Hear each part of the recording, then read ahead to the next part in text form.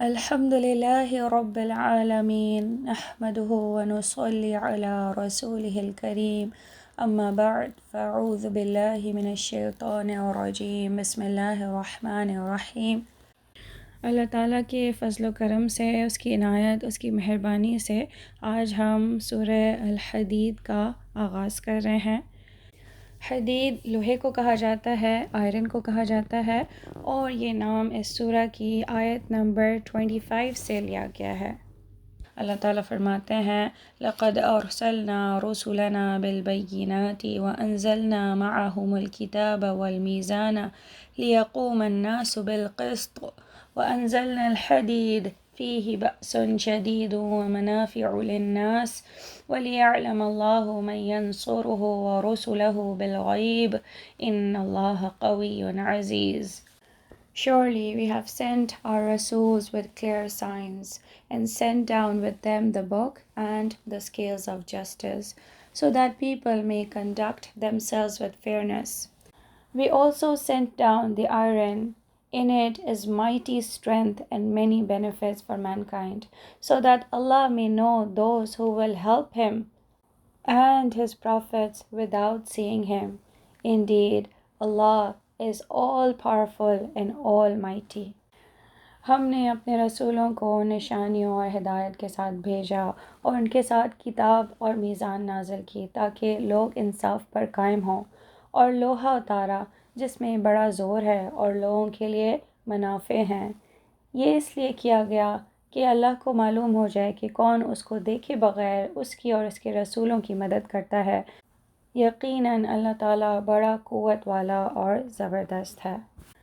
आज ज़्यादा तो नहीं, बस इस सूरा के नाम पे ही बात करेंगे, क्योंकि आयत का ये हिस्सा जो है कि हमने नाज़िल किया लोहे को, ये कुरान में एक साइंटिफिक मिरेकल कंसिडर किया जाता है, क्योंकि साइंस हमें बताती है कि ये लोहा जो है ये ज़मीन की पैदावार नहीं है। जैसे पत्ते, पौधे, फूल, दरख्त ये ज़मीन से ही निकलते हैं ना, लेकिन लोहा ये एक ऐसी धात है जिसे प्रोड्यूस करने के लिए जितने हाई टेम्परेचर्स चाहिए होते हैं उतने हाई टेम्परेचर्स इस प्लैनेट अर्थ में मौजूद ही नहीं हैं। तो लोहा कहाँ पे पैदा होता है और किस तरह से पैदा होता है, इसके बारे में थोड़ा सा जानते हैं। सूरह वाक़िया के लास्ट लेसन में हमने ब्लैक होल्स के बारे में पढ़ा था और स्टार्स का बेसिक इंट्रोडक्शन भी दिया था मैंने आप लोगों को, तो उसी को फर्दर एक्सटेंड करते हैं। The stars are huge ever-changing spheres of super compressed and super hot gases, mainly hydrogen and helium. Massive stars are also considered to be the machines for turning lighter elements into heavier elements. The process starts with hydrogen fusion, as hydrogen is the lightest element with only one proton in its nucleus, giving it the atomic number 1. Main sequence stars are those stars with nuclear reactions fusing hydrogen into helium in their cores at a constant rate, so they first become stable objects, neither shrinking nor expanding. The conversion of hydrogen into helium in a star's core takes the longest time compared to any other stage of stellar evolution. Although stars live for millions and billions of years, however, the fuel that powers these stars is not unlimited, and one day the star's finite resources run out. When a star runs out of hydrogen, it begins to conduct reactions with helium. After the helium fusion ends in the core of a massive star, gravitational compression again collapses the core, driving the star's central temperature beyond 600 million K.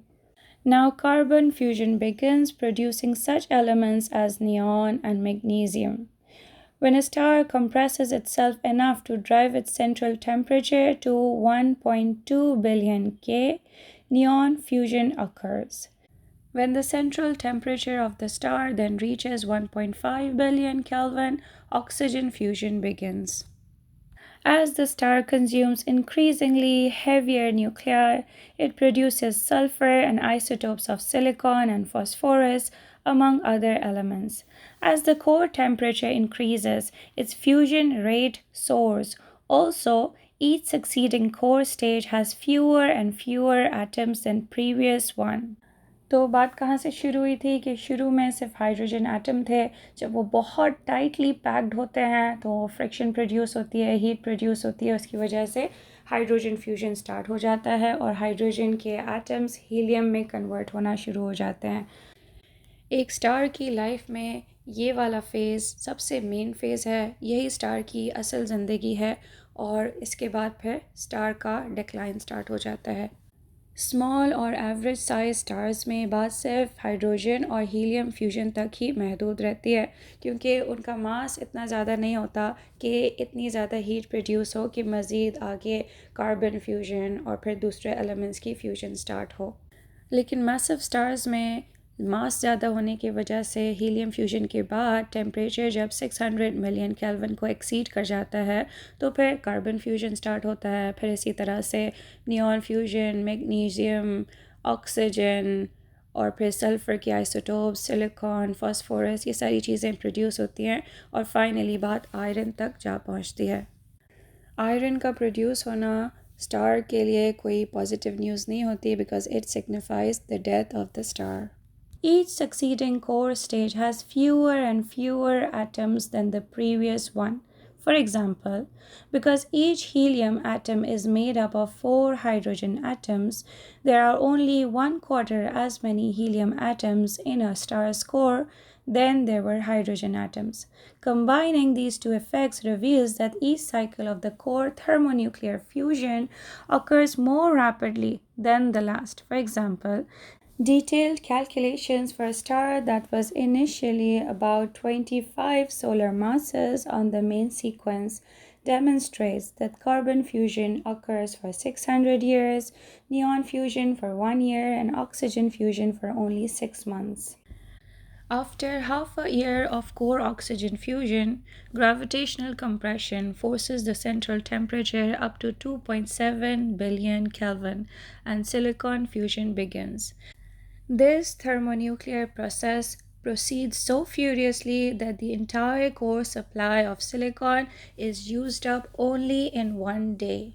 Each stage of fusion adds a new shell of matter outside the core, creating a structure resembling the layers of an enormous onion. Silicon fusion in high mass stars involves many hundreds of nuclear reactions, but its major final product is iron. Eventually, the core is converted entirely into iron. The buildup of an inert iron-rich core signals the impending violent death of a massive star. Unlike lighter elements, iron cannot fuel further thermonuclear reactions.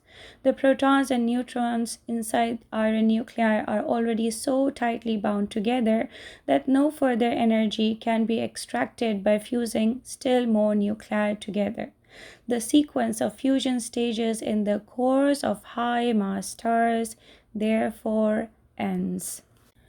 Although millions of years passed from the time the star arrived on the main sequence with a hydrogen and helium filled core until its core became entirely iron, it takes less than a second to convert the core back into elemental protons, neutrons, and electrons.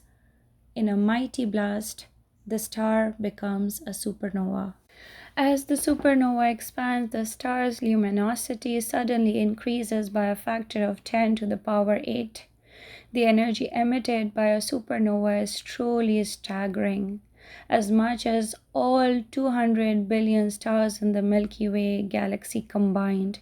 In other words, for a few days following the explosion, a supernova may shine as brightly as an entire galaxy.